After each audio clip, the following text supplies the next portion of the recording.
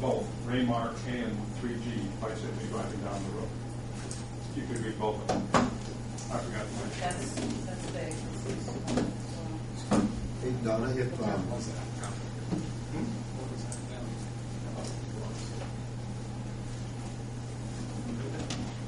In fact, St. John, Indiana has been a customer of ours for 10 years, and they're reading Raymar and 3G right now. They probably got about 5,000 3G installed and maybe 1,000 Raymars left. Let me ask you, just kind of follow up what I was asking before. You said $165 is the entire meter per unit. Correct. The interpreter registry, though, was 140. Did I pick that up? That'd be about right. That's what we would retrofit one of our old Yes. meters. Yes. Okay. That's for the technology. Okay. Are you wondering about the? I'm thinking for $25 you buy the whole unit, right? Well, that's what most folks have decided to do because they like the 20-year accuracy guarantee that goes with the new lock. So. what kind, Don, any idea we're going to have any labor savings over the next how many years? You know, I know it's going to take a while to get to 4,700 meters. It's going to be 5,000 by then, but Haven't done a scenario on that. I mean, is that a possibility? I know. Eliminating some labor costs. Actually, I don't look to get rid of anybody. We can always utilize them somewhere else as far as that goes. We are barely keeping up with things right now. That's what we're looking at. Let me just, and I need to jump in here, but some of the things that happen when you put this technology in is that meter has a real-time clock. You can program all your meters to take a reading at a specific time. Let's call it 3 a.m., all right? Well, he could go out in the morning and read a particular section of town and do it again the next day and calculate the water usage for that particular part of town. If you had a master meter that fed that particular area, you could do the same with it.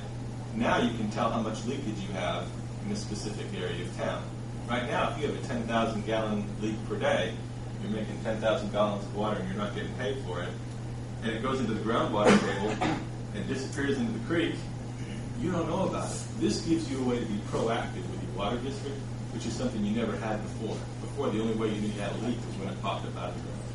So, I think the system's great. I think our concern is probably going to be dollars. And which we've got a lot of projects going on in this county that, and water usage is probably still down. I suppose, Rick, we've lost the industry. We've got, Lord knows, 9 to 11% unemployment rate going on. And we're talking about raising water rates on top. So, got a lot of issues to worry about. I'll give you a little background. I didn't do this because I had a love of water meters. I got asked to do this a year ago, and the first thing I said was water meters. But I had just come from some economic development meetings with small communities, and this was a tool to help communities get out of some of the financial challenges that they had. And when I saw the program for replacing the system, which is Mr. Wall, it's a self-funding system. In other words, you don't set money aside out of your budget to pay for this. There's additional revenue and savings that help fund it along the way. But before we get to that, we want you to start out with a small package, try it out, make sure it works good, and we'll come back and visit some more about how we can help you. So, okay. Sure. Appreciate it, John. Thank you. Thank you very much.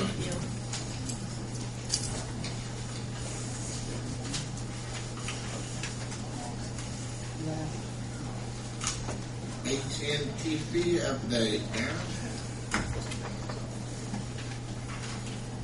Good evening, everyone.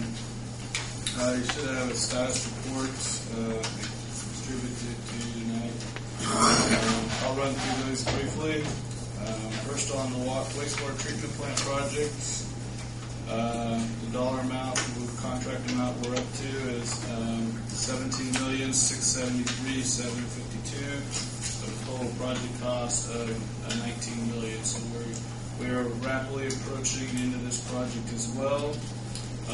Work in the last month has really been confined to the headworks building, belt press, and primary clarifier. We did have a startup of our belt press last week, and things look to be We got some bugs to work out from the controls, but it looks like the press itself, the equipment's working pretty well. On the clarifier there, I would say by this time, this time next month, that should be close to being operational. Let's see, a couple other things. We started up some of the pumps as well in the last month. We started placing sidewalks. That's usually a sign that things are starting to get toward the end. The contractors indicated they hope to be finished on the early side of September. I looked at that's probably more likely October. The contract, or October or later. The contract has them through the middle of November to be complete. So hopefully they can be ahead of that schedule. That would be great for everyone. But at this point, I'd say that's meeting that schedule would be pretty good too.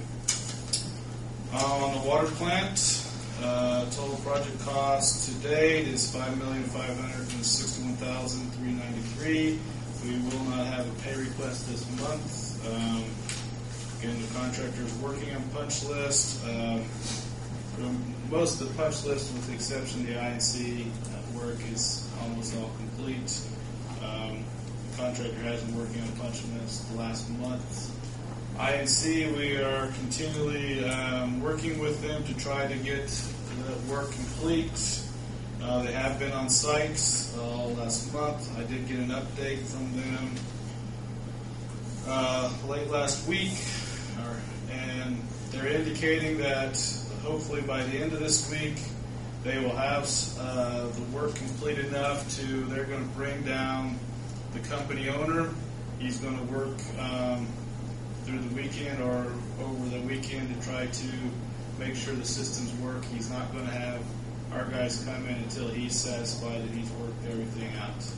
And he's hoping that will occur, like I said, this next weekend, that we can do a final, we can do an inspection and review sometime either the last week of July or first week of August. So they haven't been real well meeting their schedules. If they meet this schedule, I will be very happy. So, any questions on that? On the Flat Rock water main, been working with Andy Shuley to get the easements. The archaeological investigation is scheduled for this week, and thanks to Mike Blackberry, I just got a message at 5:49 this afternoon. The archaeological has been, the site reconnaissance has been done. Let me double check to make sure I don't say anything wrong here.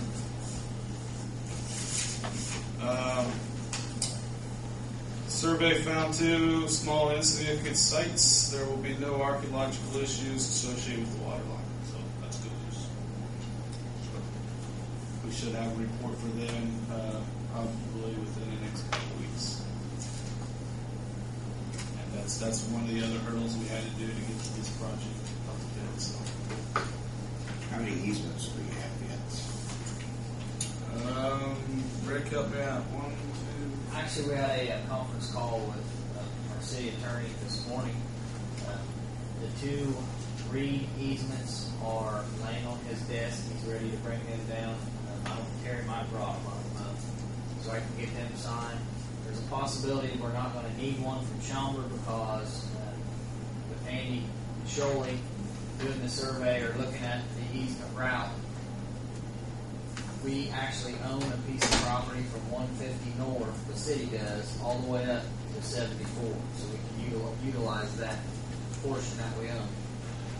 The only other one would be the Shiloh property. And I think there was an issue that Andy and Darren, I think you might be able to give us a little update on the Shiloh property since it's in construction.